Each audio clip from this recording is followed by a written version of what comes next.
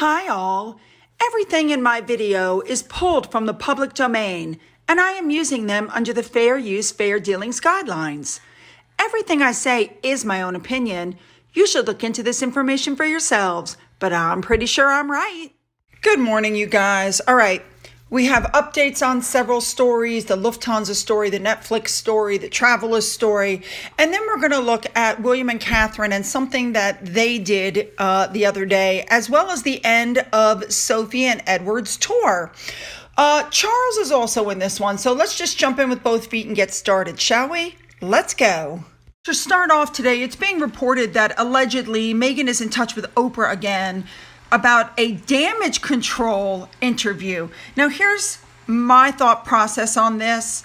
The first interview, Oprah just didn't do her usual good stuff. She didn't vet the things that Meghan and Harry said. The whole thing was basically just a promo for the Me You Can't See. And as a result, the backlash was so bad that Oprah pulled it. You can't find it anywhere. She's removed it from her social media. Unless somebody taped it, you have nowhere to watch it. That's how bad it was. So do I think that Oprah would do that again? No. All right, so here's my thought process. Number one, I completely agree with the article. I think that Meghan is addicted to drama. Now all of these other allegations are coming out, and she feels the need to get her voice out there and tell people what she thinks about what happened. Just because she's reached out to Oprah doesn't mean that Oprah would do it again. I mean, I said it before, I'll say it again. That last interview was shown to be so many lies and so many mistruths, and Oprah didn't really question them on anything. Her reputation took a hit. I just don't think she'd do it again. I don't. All right, moving on. All right, this is just a quick update. Netflix is now claiming it's going to introduce ad-supported, cheaper subscriptions to make up for the lost subscribers and the plunging stock. Like anybody really wants more ads. Now, besides all the people they lost in the first quarter and all the money they lost in the first quarter, they're announcing that they expect to lose 2 million more people in the second quarter, and their share price has fallen away. I mean, it's just ridiculous how they're losing. They said they're going to figure it out over the next year or two. I don't know that they're going to last that long with the way this is, dropping. But apparently, like HBO Max charges $15 a month for uninterrupted viewing and $10 a month for advertising. You know what? I don't think they've realized what their massive problem is. It's called Harry and Meghan, in my humble opinion. Obviously, I will not be watching their very staged documentary or the Invictus Games, and it could be that after those flop, which I truly believe they will, then, maybe they'll be able to turn things around. All right, moving on. All right, an update to this whole thing that Harry's got going with the Maori, I think you pronounce it Maori culture, because apparently the Maori party, by the way, they only make up 17% of New Zealand, just so you guys are aware of that. They called for a divorce from the crown and removal of the Queen as New Zealand's head of state. Gee, I wonder why Harry chose them. Interestingly enough, a lot of people are very upset because Harry has apparently appropriated the Maori culture to plug the eco-firm, which he's making it sound like Travelist was just invented. Travelist has been going for a while, but nobody's giving it any attention. So is there anybody here that's going to say that he was unaware that they had asked to be divorced from the crown before he chose them? I mean, think about that. Only 17% of the population in New Zealand falls underneath this, group of people, and yet that's who he chose to try to launch his travel initiative, which has been dead in the water for quite some time. This guy he's a real piece of work. Well, This story we're just going to look at really quickly. Apparently, Charles was mobbed while he was touring one of London's best-known street markets. It's called East Street off of Walworth Road. People were yelling out, "God bless you, Charles. How's your mom, Charles?" I mean, if there's any doubt as to how people feel about him, watch this.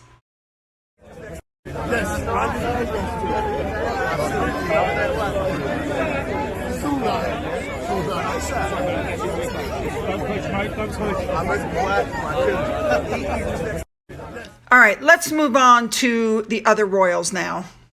On May 10th, Kate Middleton and Prince William honored the victims of the 2017 Manchester Arena bombing with what turned out to be a very emotional visit.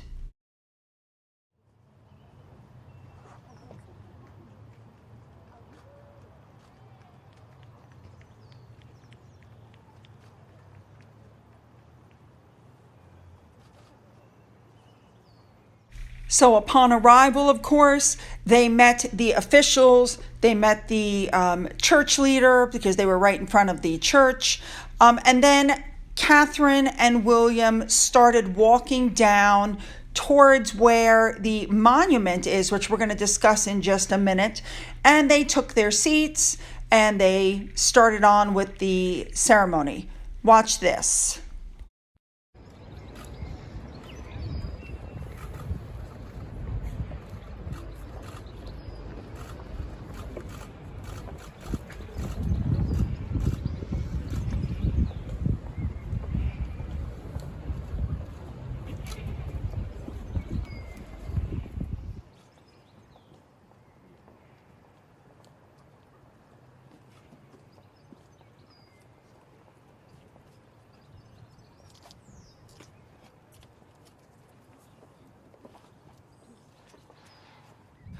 So at this point, the gentleman got up to say a few words and he introduced William, who then got up to give his speech.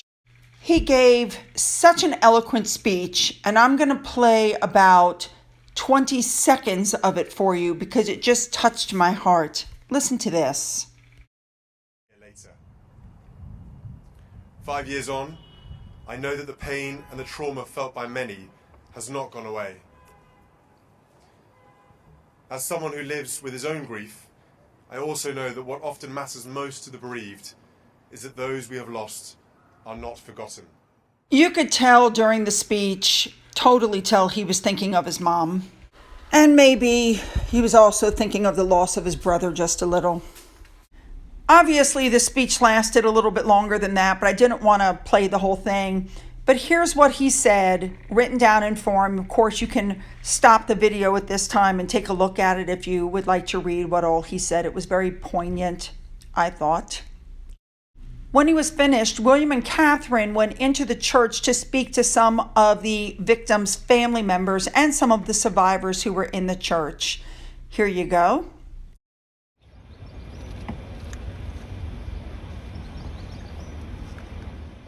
And then they laid their flowers in remembrance. Watch this.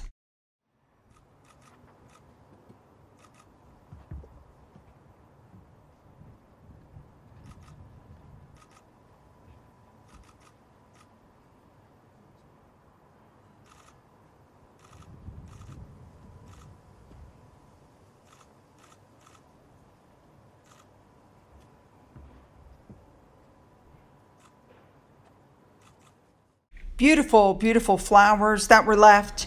And then you can see the actual halo. I had no idea what it looked like initially. The memorial garden has been named the Glade of Light because it's an area for reflection and remembrance. The centerpiece is a white marble halo that bears the names of the 22 people who were killed. Families of those who lost loved ones have been able to place personalized memory capsules containing mementos and messages inside the halo, which I think is really cool. And around the anniversary of the bombing every year, the white flowers of a hawthorn tree planted at its center will bloom. How wonderful is that? I'd like to thank Amy on Twitter for the following information. This jacket that you see Catherine wearing, she has worn 3 times previously. once in 2014, once in 2016, and once in 2017. And I would like to thank Remoulade Sauce for the picture you see below. It shows that the dress is a recycle. The shoes are a recycle. She wore them in 2018 and 2019. The necklace is a rewear. The handbag is, I cannot pronounce that, but you can read it. And then you had those fabulous earrings that were shaped like bees. Here's a close-up look at them for you. All right, so I hope I'm saying this right. Van Leeuw's Diamonds designed and created the earrings specifically for Catherine. And they're yellow gold with diamonds and blue sapphires. And for those who may not know it, the worker bee is the symbol for Manchester. I just love this. All right, moving on.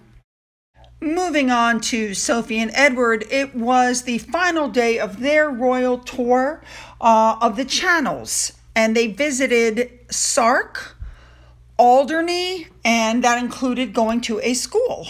So they arrived by helicopter in Alderney, I hope I'm saying that right this morning, and they traveled to meet islanders at St. Anne's before visiting the Wildlife Trust with the Alderney president, William Tate. Apparently, they have cameras there which are used to remotely monitor bird colonies and are viewed by thousands of people around the world. I think that's cool. I wish they had put up information on how to tap into that feed because I would have liked to have seen that.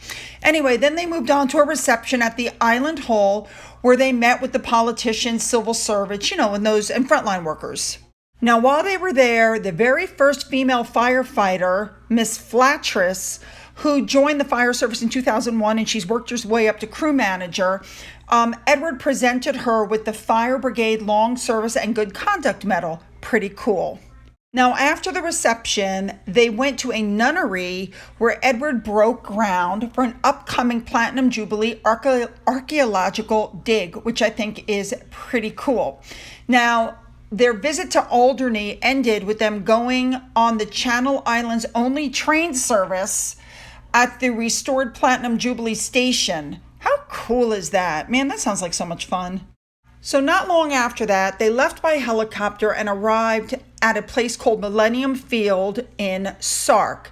Now, they celebrate their Liberation Day on May 10th each year, as it was liberated the day after Jersey and Guernsey, where we saw their other activities. They were met by pupils from the school there, little kids, very cute. And while they were there, they planted a commemorative tree for the Queen's Platinum Jubilee. Watch this.